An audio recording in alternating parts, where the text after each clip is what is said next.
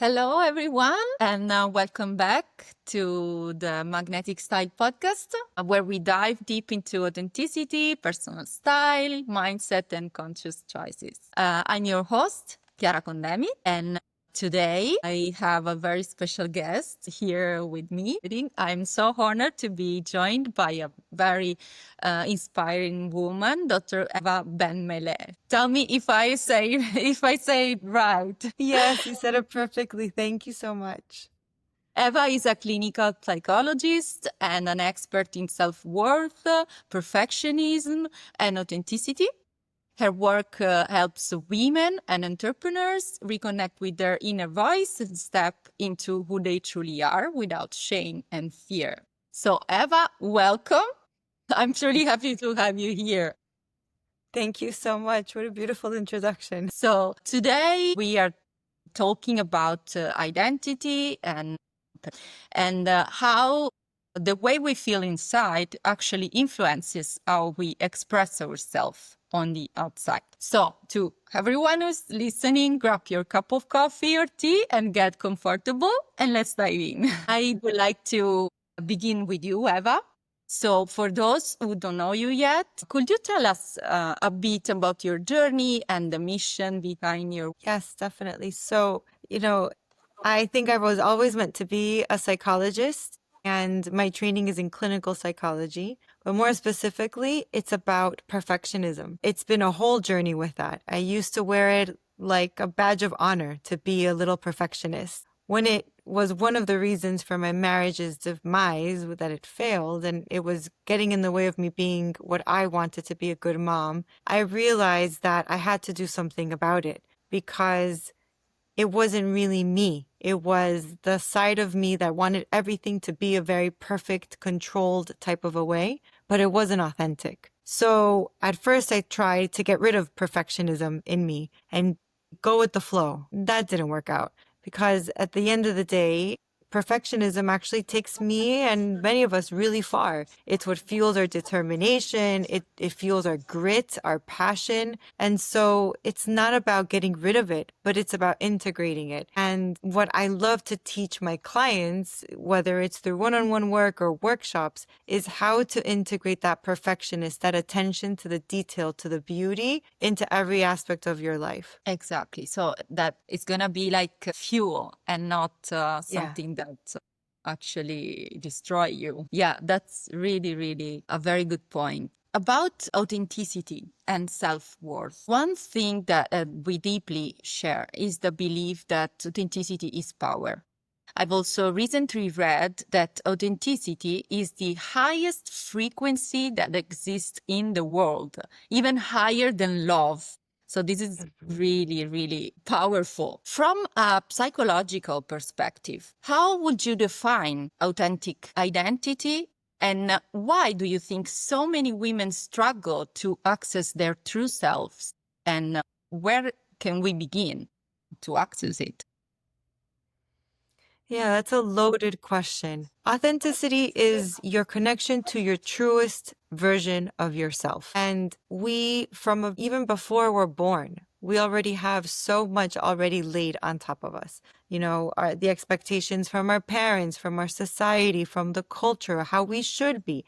So a lot of that gets in the way of who we really are. And women struggle with that because for many of us anyway, we're raised to care a lot about what other people think about us. When in the reality, it's that the closer we are to being okay and comfortable in our skin, the farther we get in life because we're not really wasting time wondering what someone else is thinking. And really, we're focusing so much more on what we desire, on what our gifts are, on how we can actually be a productive and wonderful aspect of society. A lot of times women think they have to look a certain way or act a certain way to be desirable. But the reality is that they're extending themselves farther from their actual truth. And so authenticity is higher than love because it includes love. When you truly Yourself. love, For right? When you yourself. really love yourself, you're loving all of yourself. When you're stinky, when you smell amazing, when you look up great, when your hair is all messed up, it's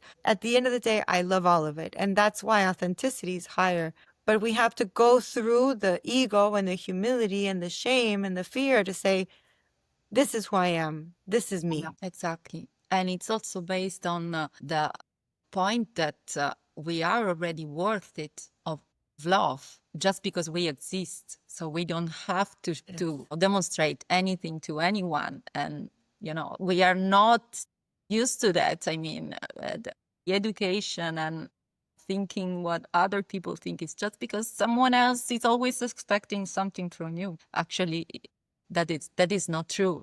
So yeah, I agree with you. Yeah, Also, exactly.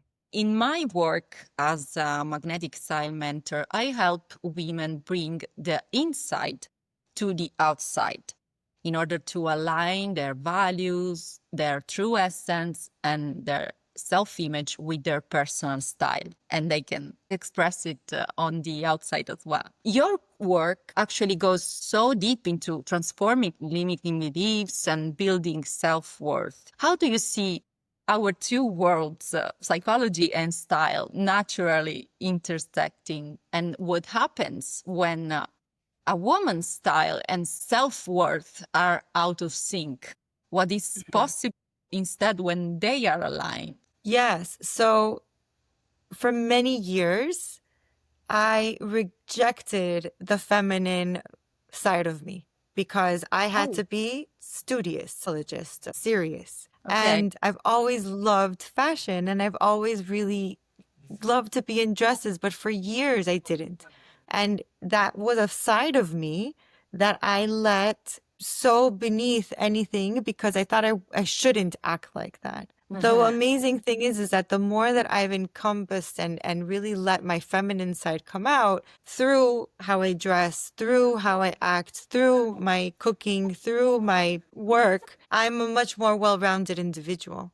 So it's not, people shouldn't look at it like fashion is one thing, authenticity is something else, because it's all interrelated. You could even be thinking about the same outfit, and today perhaps I want to be in fuchsia, but maybe in a few days from now, I'll look at this dress and not want to wear it because it's not fitting how I'm feeling. And so Yeah. a lot of times, again, it goes into the shoulds. Oh, I should look like this, or I should wear this outfit because that's what's expected from me. But the reality is, it's what's expected from you is what comes out from you. So when you're connecting to, you're being drawn to certain colors or you're being drawn to certain hairstyle, there's something to that that's really just also deeper into who you are expressing yourself to be, not who you are always, because that's, that's one thing, but who you're expressing yourself to be comes out through your style. Even if you think you don't have style, you have a style. It's Yeah, it's a that style. language. It's a Right. it's a silent language. Yeah, exactly. It's a tool. It's Yes. And then a the tool. women, and I've been there many times, when we're acting or trying to dress a certain way and we don't feel comfortable, it shows, Of right? Like course. I'm sucking in my Because stomach it's for, it's energy. I mean, what I say usually is that it's you that gives energy to the dress, to the shoes, to what you wear, and it's not the opposite. So if right. your energy is not high because you don't feel comfortable in something, it's gonna show, of course.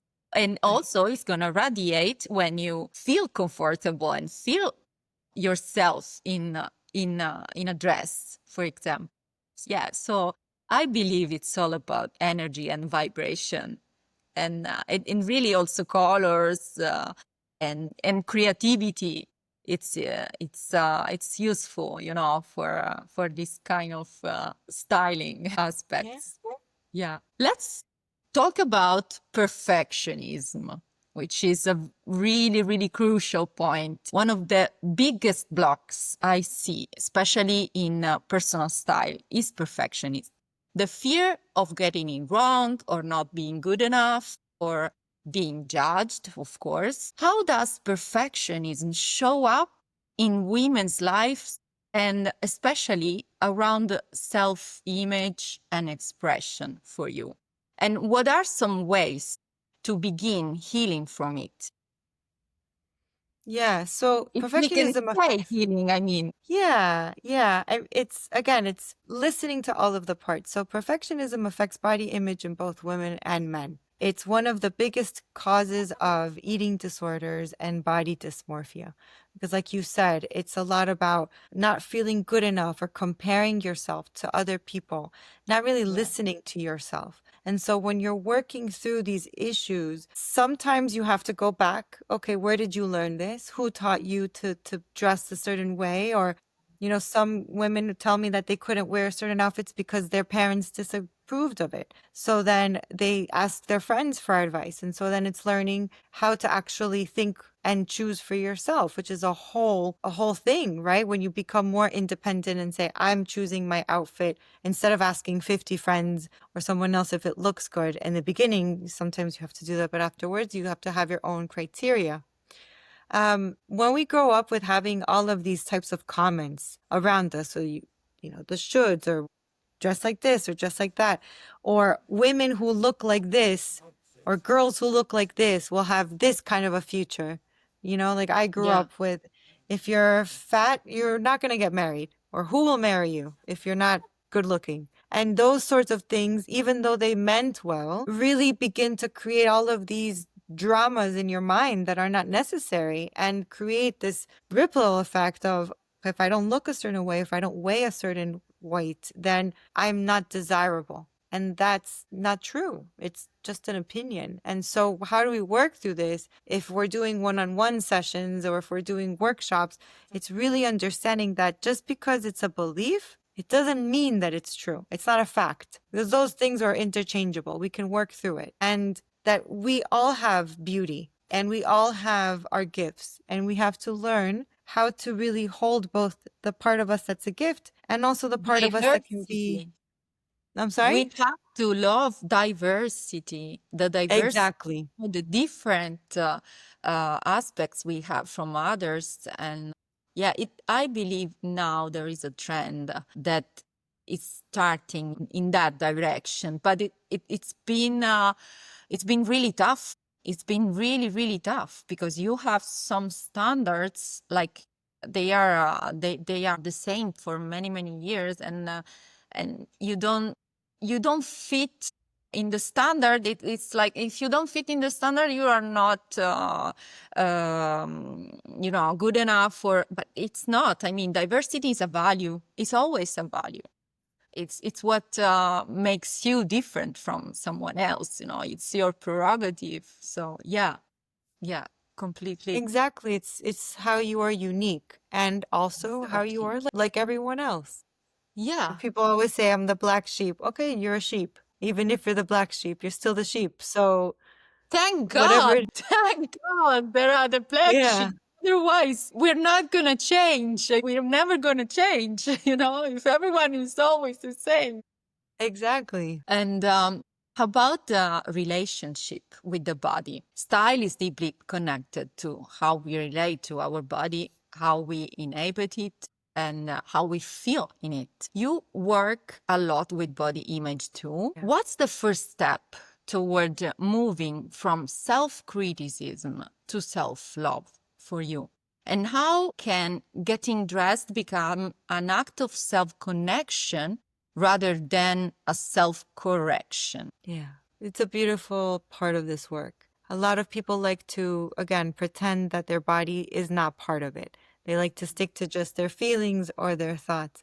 But our body is what takes us from one place to the other. We have to be so first grateful that we have the body that we do, that we have the mind and the heart that reside within it to take us to all these places that we need to get to, that we can think because we have a functioning body. But the first part of all of this is just to perceive the situation, right? I am having self critical thoughts every time I look at myself in the mirror, or every time I put on an outfit and it doesn't feel comfortable. My thought is negative, it's punitive, it's critical. So I'm going to perceive it. Then I'm going to start to see, okay, well, do I want to stay here? Do I want to continue to be mean to myself? And a lot of times, what I tell people is, if that was your best friend, or if that was your 4-year-old daughter, would you talk to her the same way you're talking to yourself? Most people would say no. And Yeah. so if they would say no to someone else, then what makes it different for them to speak to themselves like that? Now, I'm not saying to pretend that the thoughts aren't there or to post affirmations everywhere saying that you're beautiful and all of that, because that's not going to work. You have to first perceive, you acknowledge that there is this negativity, and then you begin to integrate what other truths are there. Okay, so I don't feel comfortable when I wear this. Well, what can I do about it?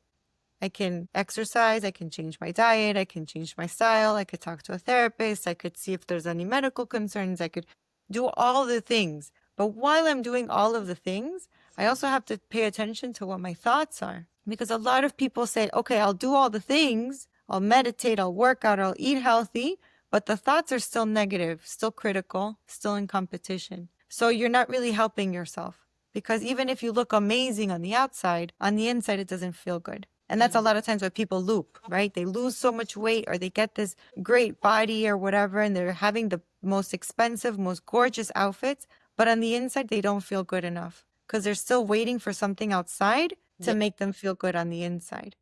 The And so when you validation. be one, The validation. right, the validation, that's once I get to this weight or once I wear this outfit or once I get this, then I will feel happy. And that never works. Never. And if it does, it's only for a little bit of time because everything outside of you loses the glimmer and the glamour. So the last part is you begin to embody. Okay, so who am I? If I'm someone who listens to the criticism and then I choose differently, then I'm a different person than the one who listens to the criticism and doesn't do anything about it, or worse, punishes. So when you're going through all of these feelings and all of these motions, by the time you're looking at yourself and like, okay, it's time to get dressed. Well, what can I wear that makes me feel like I'm doing the work? And honestly, sometimes it's the dress, sometimes it's how you do your hair, sometimes it's just putting lotion. It doesn't matter. But it's what am I doing that overall is taking care of me? Exactly. And accept who I am, what I am. Emma, both of us believe in small intentional practices that bring us back to ourselves. What are some simple but powerful ways you recommend to cultivate self-worth and authenticity in daily life? And if someone feels completely disconnected from themselves and their style, where can they start for you? Oh my gosh, I feel that so much, right? Because there's been moments where I wake up and I'm like, I don't know what to do. I don't know how to feel. Where did I go? Yes. Right? And it's a very scary time for us, especially when we're so used to being the ones in control, when we're so used to having a plan. When we lose the plan, we feel like, now what do we do? And so it starts from the night before, actually. You know, when you go to bed. For me, it's a ritual. It's thank you for this day. Thank you for my life. And I am putting my Gratitude. worries aside because I'm here to have a restful evening. Tomorrow is another day. And then in the morning is to wake up and have some sort of ritual to get you grounded. I particularly really like meditation, even on the moments when I'm feeling very scattered and I don't have that connection to my strength, my inner power. That's actually when I meditate or try to meditate more because it's helping me see that I'm in a funk. It's not my personality. It's not myself. It's a moment in time. Those times when we're feeling so disconnected, they feel very real. But the reality is that if we're here, we're alive, we're always connected. It's just a detour in the path. And so we recognize that part, right?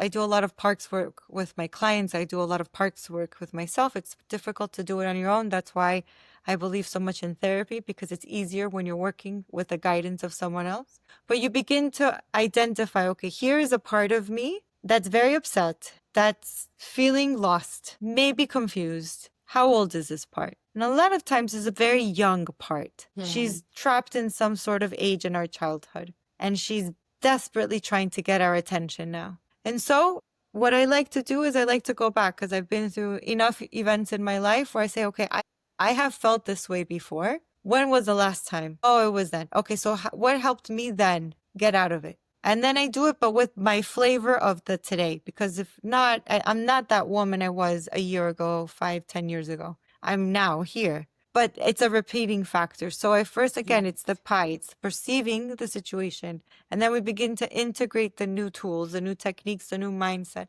until it becomes, again, this embodied version of yourself. So a lot of people say, "Oh, I regressed. I used to be happy. Now I'm sad. I'm regressing. I'm going back." No, I always tell people, you're not going back. You're not the same. You've learned and you've broken so many belief systems and patterns. It's different now. Yes.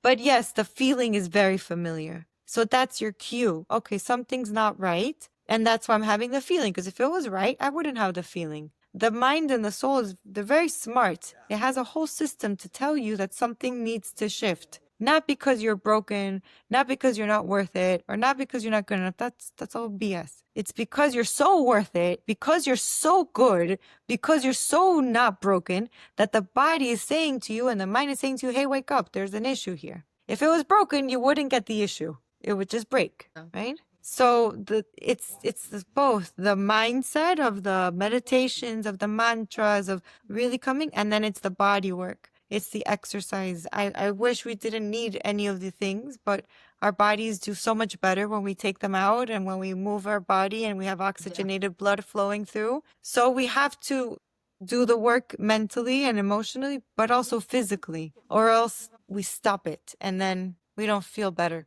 soon enough. That's true. That's true.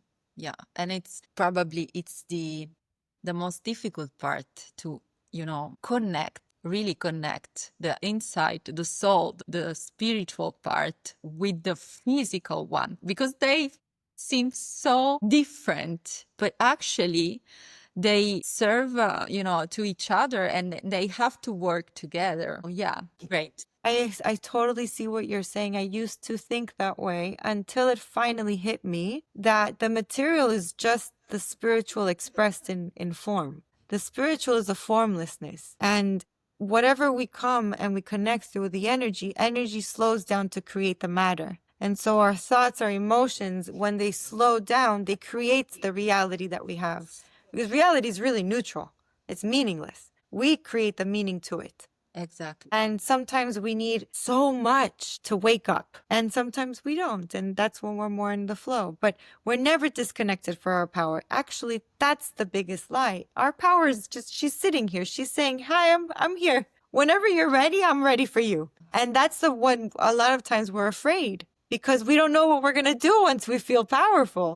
Yeah, the system is trying not to make us powerful, to keep us stuck and not to remember our power, because it's much easier to control people and to manage them.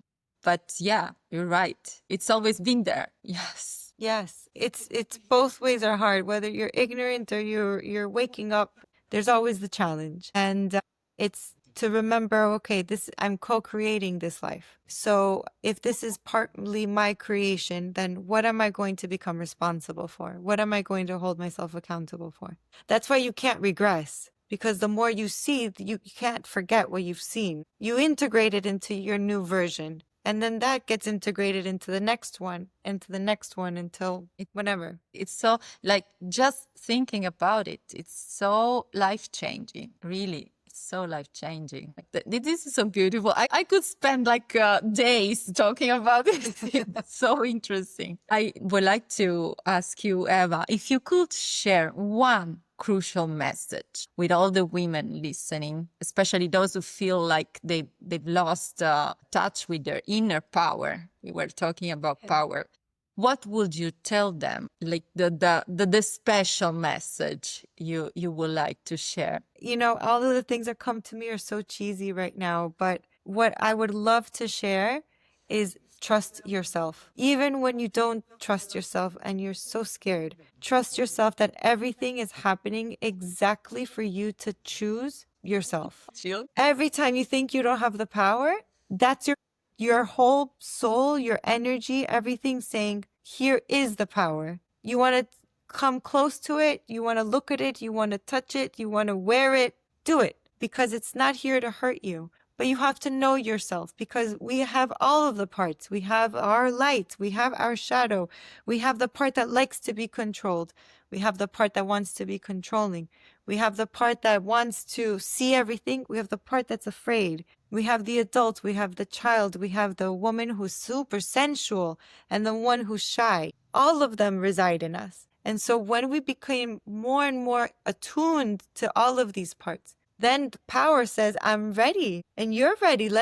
Come on, let's do this together. So I tell my clients and really anyone who talks to me, when we feel depressed or anxious, it's a good thing because that's your body saying enough, change, because this isn't working. And don't be afraid of the fertile void. The darkness is nothing to be afraid of. It's where all the possibilities exist.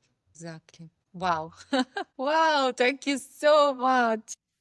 Thank you. And thank you for the work that you do because you really, you help women like me, for example, who want to have fashion and maybe we're embarrassed about it. We don't know if it's the right thing to do or if it's the wrong thing or can we mix it? And so you blend it so lovingly to see that it's not right or wrong. It's just your expression of who you are. Yeah. That's why it's so important to know yourself, trust yourself, be in touch with yourself, and be the most authentic you can be. Stop comparing, stop thinking about what other people think. Exactly. Thank you so much for this beautiful, inspiring conversation. It's been Thank you so such a much. powerful exchange. I had body chills before. Yeah, really, we are aligned. I can feel that we are connected somehow. So, to everyone who is listening, if this episode resonated with you, please share it with someone who needs to hear these things today. I believe, yeah, they will be very useful for many, many women. You can find more about Dr. Eva's work through the link I shared below this episode. She shares so much. She shares so much wisdom and realness on her channels as well. If you haven't already, please subscribe to both of our YouTube channels for more insights. Thank you so much for being with us today. Thank you, Eva. Thank you again. You were wonderful, and feel free to share your thoughts, questions, and comments below. And until next time, stay radiant, stay real, and never apologize for evolving.